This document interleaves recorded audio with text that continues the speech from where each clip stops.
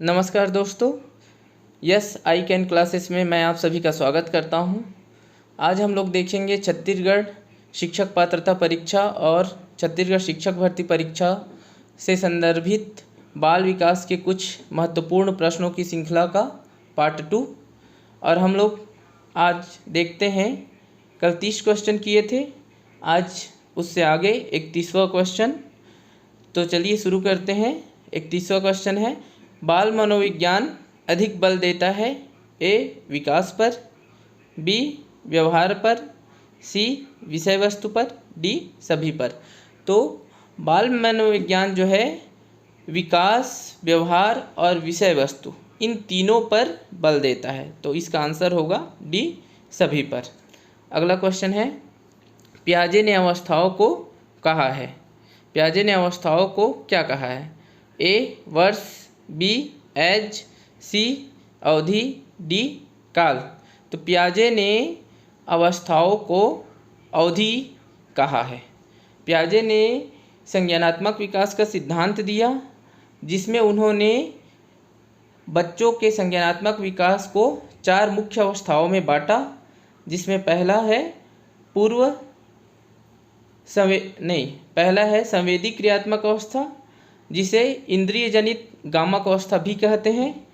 वो होता है जन्म से लेकर 2 वर्ष तक की अवधि में। उसके बाद है पूर्व संक्रियात्मक अवस्था, जो होता है 2 से 7 साल की अवधि तक। तीसरा अवस्था है मूर्त संक्रियात्मक अवस्था, उसको 7 से 11 वर्ष तक की अवधि में मूर्त संक्रियात्मक अवस्था में रहता है बच्चा। उसके बाद चौथा अवस्था है अमूर्त संक्रियात्मक अवस्था। ये होता है 11 वर्ष से लेकर 18 वर्ष तक की अवधि में। इस अवस्था में बच्चा जो है अमूर्त रूप से सोचना प्रारंभ कर देता है, अमूर्त संक्रियात्मक अवस्था में। यहाँ पे मैं पियाजे के चारों अवस्थाओं की कुछ विशेषता को भी बता देता हूँ। जैसे कि पहला अवस्था क्या था? संवेदी क्रियात्मक अवस्था या फिर इंद्रिय जनित गामक अवस्था। इस अवस्था में बच्चे वस्तु स्थायित्व का गुण दर्शाते हैं। ये क्वेश्चन आया हुआ है कि वस्तु स्थायित्व का गुण पियाजे के किस अवस्था में दर्शाता है? तो यह है संवेदी क्रियात्मक अवस्था में। उसके बाद है, अब देखते हैं दूसरा अवस्था में एक और महत्वपूर्ण है कि पूर्व संक्रियात्मक अवस्था, जो कि 2 से 7 वर्ष तक होती है। इस अवस्था में बच्चा कौन कौन से गुण दर्शाता है? तो इस अवस्था में बच्चा जो है आत्म केंद्रित होता है और जीव केंद्रित होता है।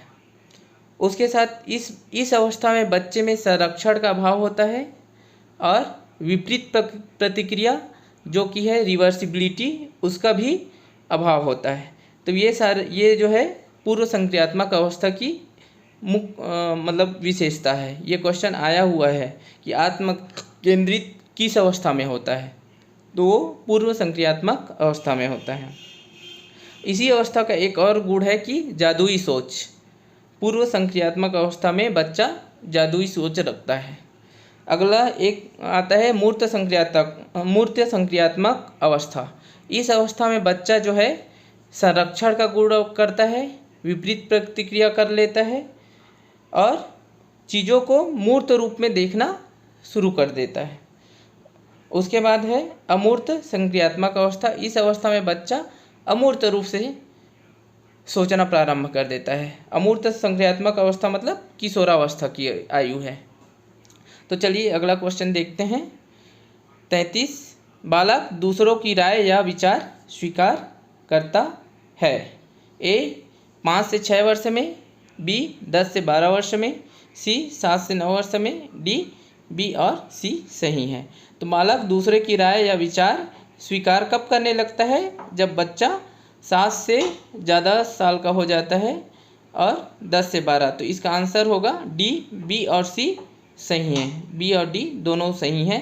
नहीं, बी और सी से दोनों सही, इसलिए इसका ऑप्शन सही ऑप्शन हो जाएगा बी और सी सही है, मतलब डी ऑप्शन सही है इसका। अगला क्वेश्चन है शैशवावस्था में व्यक्ति का व्यक्तित्व कैसा होता है। तो इसमें मैं बताया था कि बाल्यावस्था में व्यक्ति का व्यक्तित्व कैसा होता है, बहिर्मुखी होता है, और शैशवावस्था में व्यक्ति का व्यक्तित्व कैसा होता है, अंतर्मुखी होता है। इसका ऑप्शन ए सही हो जाएगा। अगला क्वेश्चन की देखते हैं 35। अंडाणु में शुक्राणु के निषेचन का परिणाम एक कोशिका होती है, वह कहलाता है ए युग्मजन, बी युग्मनज, सी विभेदीकरण, डी एकीकरण। तो इसका आंसर होगा बी युग्मनज। जब अंडाणु और शुक्राणु निषेचन के द्वारा एक होते हैं तब उसको युग्मनज कहते हैं। अब अगला क्वेश्चन देखते हैं 36। शिक्षक को बाल्यावस्था एवं किशोरावस्था में शारीरिक एवं मानसिक विकास की विशेषताओं एवं उनके प्रभावक कारकों का ज्ञान होना आवश्यक है, क्योंकि अब इसमें देखते हैं कि शिक्षक को बाल्यावस्था एवं किशोरावस्था की शारीरिक एवं मानसिक विकास की विशेषता और उसके प्रभाव का ज्ञान होना चाहिए, है ना। क्यों? तो इसका कारण क्या है? ए उसे बालकों की कमियों का ज्ञान हो जाता है, बी अधिगम सरल हो जाता है, सी वह छात्रों में जिज्ञासा उत्पन्न कर सकता है, डी वह अपने इस ज्ञान को प्रेरक के रूप में प्रयुक्त कर सकता है। तो इसका सबसे अच्छा आंसर क्या होगा? बी अधिगम सरल हो जाता है, मतलब सीखने सिखाने की जो प्रक्रिया है वो सरल हो जाती है।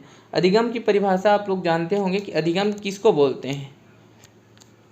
अधिगम अनुभव के द्वारा व्यवहार में परिवर्तन ही अधिगम होता है ना। बच्चे को अनुभव होगा और अनुभव के द्वारा उसके व्यवहार में जब परिवर्तन होगा उसी को क्या बोलते हैं? अधिगम बोलते हैं।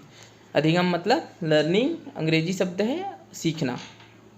तो इसका आंसर हो जाएगा बी अधिगम सरल हो जाता है। अगला क्वेश्चन देखते हैं। संवेगों को छिपाने या छद्म रूप से अभिव्यक्त करने की प्रवृत्ति विकसित होती है। ए बाल्यावस्था, बी शैशवावस्था, सी किशोरावस्था, डी प्रौढ़ावस्था। संवेग जो है घृणा, गुस्सा, क्रोध, प्रेम, गर्व, शर्म, सहानुभूति, ये सब क्या है? संवेग है। तो इसको जो है छिपाने का कोशिश या मतलब छद्म रूप से अभिव्यक्त करने की कोशिश कौन से अवस्था में करता है? तो इसका ऑप्शन है ए बाल्यावस्था, बी शैशवावस्था, सी किशोरावस्था, डी प्रौढ़ावस्था। तो देखिए संवेग को छिपाने का कोशिश हम लोग मतलब एक बच्चा जो है किशोरावस्था में करना चालू करता है, क्योंकि किशोरावस्था में बच्चा अपने आप मतलब जब उसको रोना भी आता रहेगा तो भी वो रोना नहीं चालू कर देता है, उसको छिपाने का कोशिश करता है ना।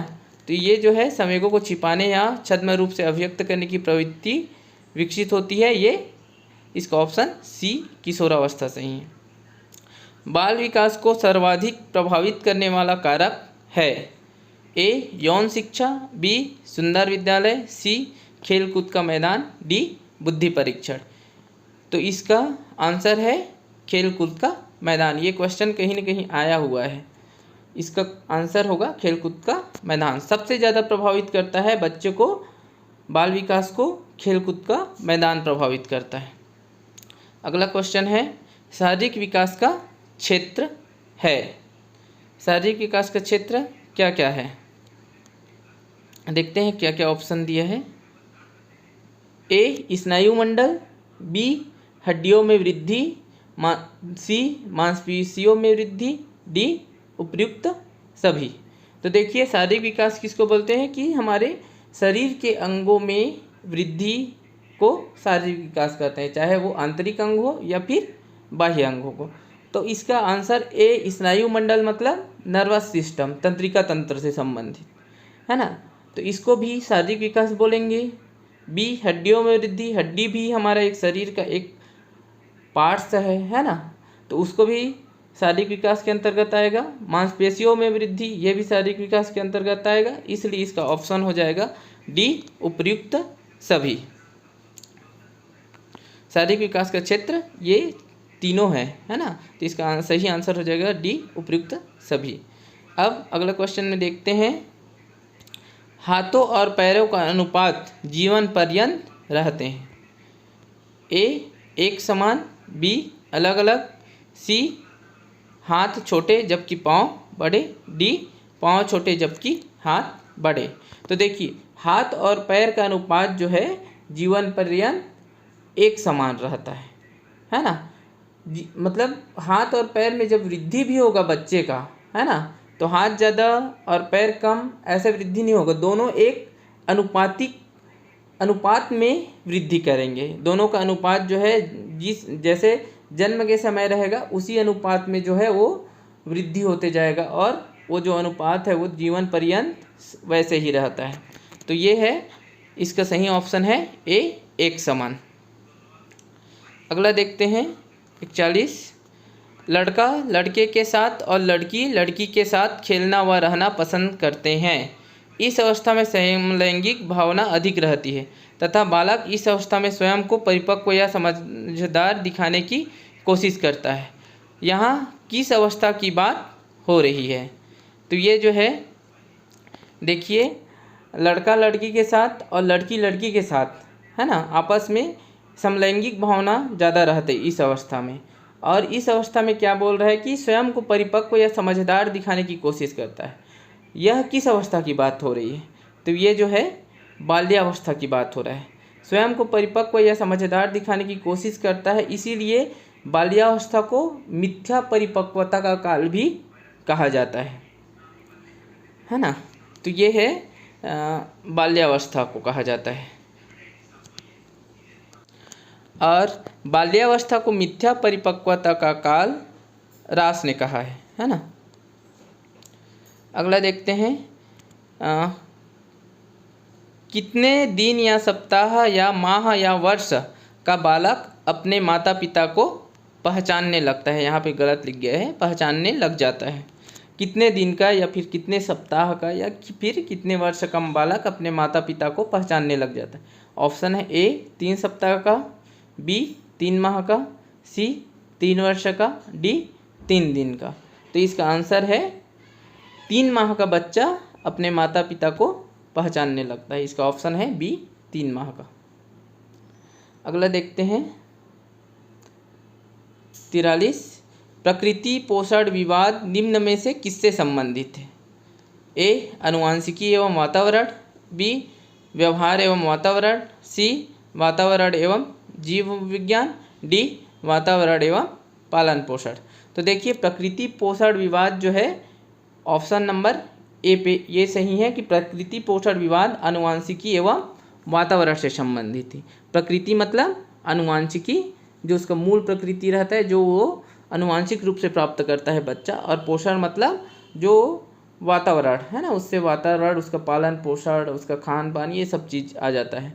तो प्रकृति पोषण विवाद आनुवंशिकी एवं वातावरण से संबंधित है।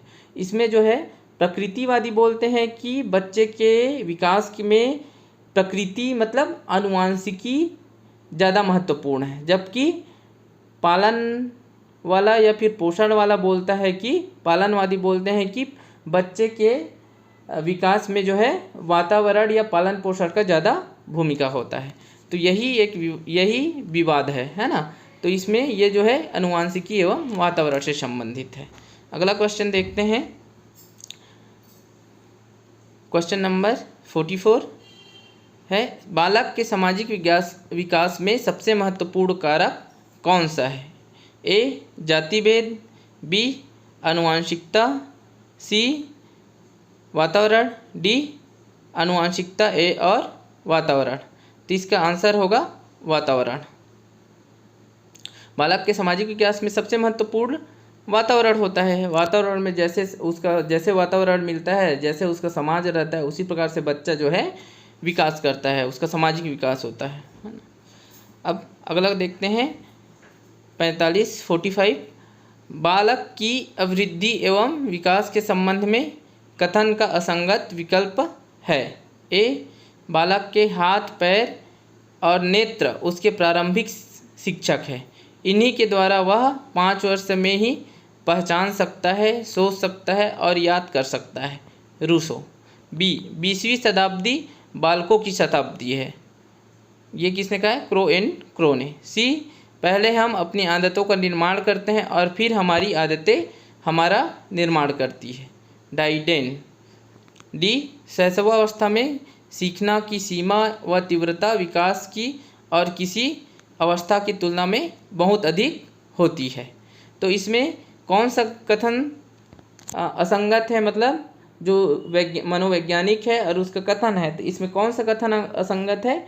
तो देखिए, बालक के हाथ, पैर और नेत्र उसके प्रारंभिक शिक्षक है। इन्हीं के द्वारा वह 5 वर्ष में ही पहचान सकता है, सोच सकता है और याद कर सकता है। ये किसने कहा था? रूसो ने कहा था, है ना। तो ये तो सही हो गया। अब देखते हैं बी, 20वीं शताब्दी बालकों की शताब्दी है। ये भी किसने कहा है? क्रो एंड क्रो ने कहा है। तो ये भी सही हो गया, है ना, असंगत नहीं है, ये संगत है। सी, पहले हम अपनी आदतों का निर्माण करते हैं और फिर हमारी आदतें हमारा निर्माण करती हैं।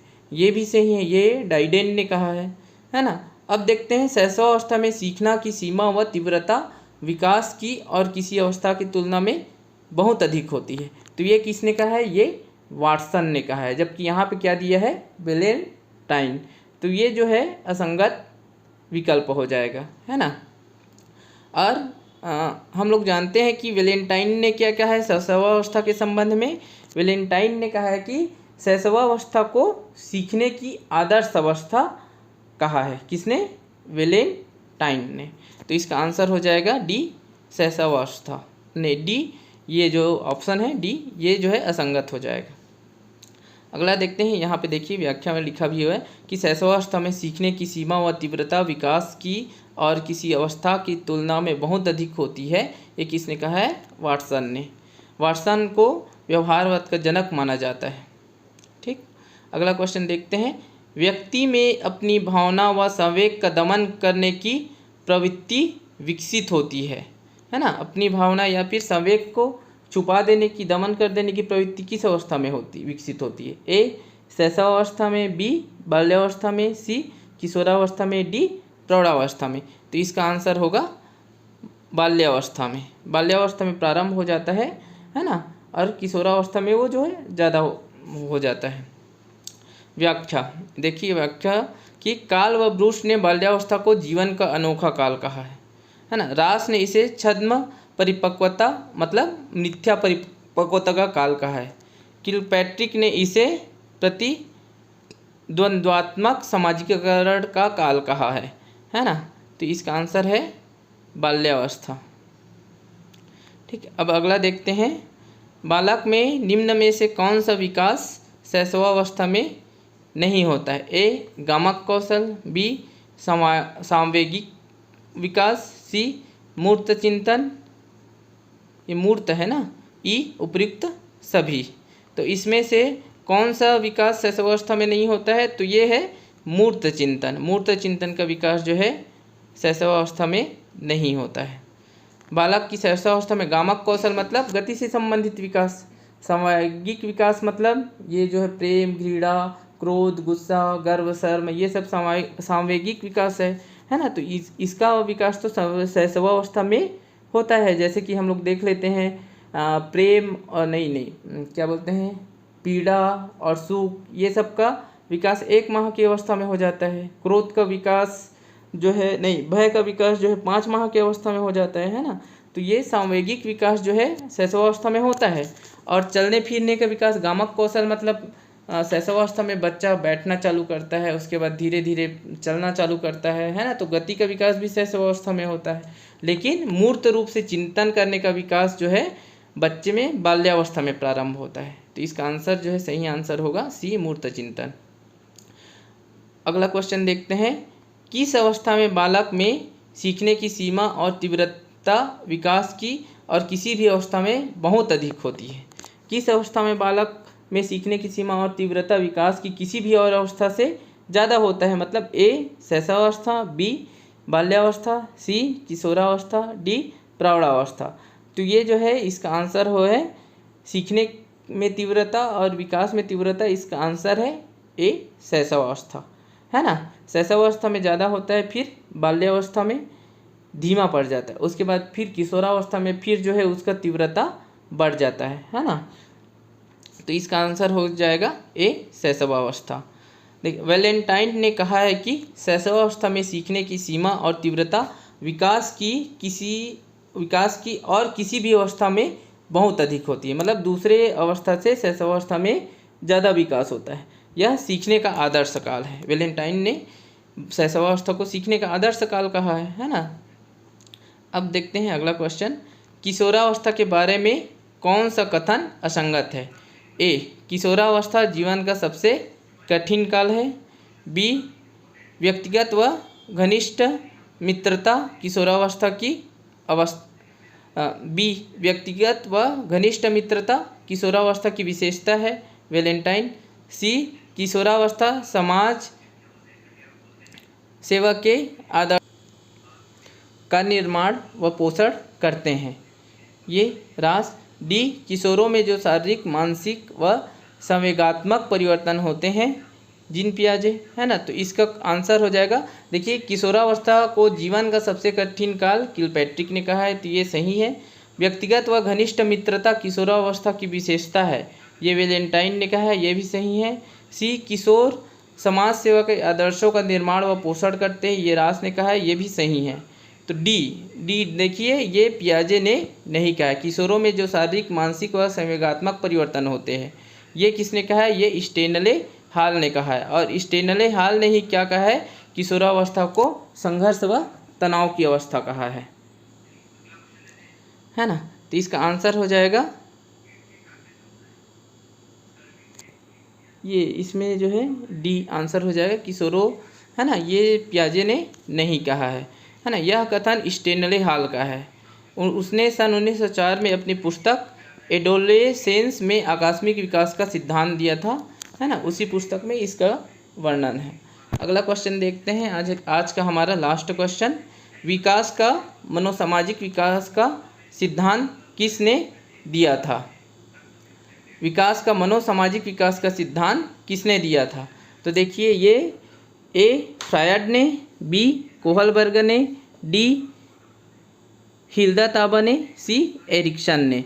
तो ये विकास का मनोसामाजिक विकास का सिद्धांत एरिक्सन ने दिया था, है ना। एरिक्सन ने मनोसामाजिक सिद्धांत दिया था, है ना। कोहलबर्ग ने तो नैतिक विकास का सिद्धांत दिया था, है ना। देखते हैं किसका व्याख्या। तो ये मनोविश्लेषणात्मक सिद्धांत, मनोलैंगिक विकास सिद्धांत, ये जो है फ्रायड ने दिया था। नैतिक विकास का सिद्धांत लॉरेंस कोहलबर्ग ने दिया था। और आगमन चिंतन विकास प्रतिमान हिल्दा ताबा ने दिया था, है ना। तो मनोसामाजिक सिद्धांत किसने दिया था? तो ये मनोसामाजिक सिद्धांत जो है एरिक्सन ने दिया था। एरिक्सन ने इसमें जो है मतलब बच्चों के मनोसामाजिक विकास को जो है 8 अवस्थाओं में बांटा है। तो आज के लिए इतना ही। अगर आप लोगों को ये वीडियो पसंद आ रहा होगा तो सब्सक्राइब और लाइक करना ना भूलें। और मैं जो वीडियो बना रहा हूँ उसका आप लोगों को PDF भी मिल जाएगा। मैं 1-2 दिन में अपना नंबर भी शेयर कर दूँगा, है ना। तो इसका PDF भी मिल जाएगा, ठीक, व्हाट्सएप में। तो आज के लिए इतना ही। ओके, धन्यवाद।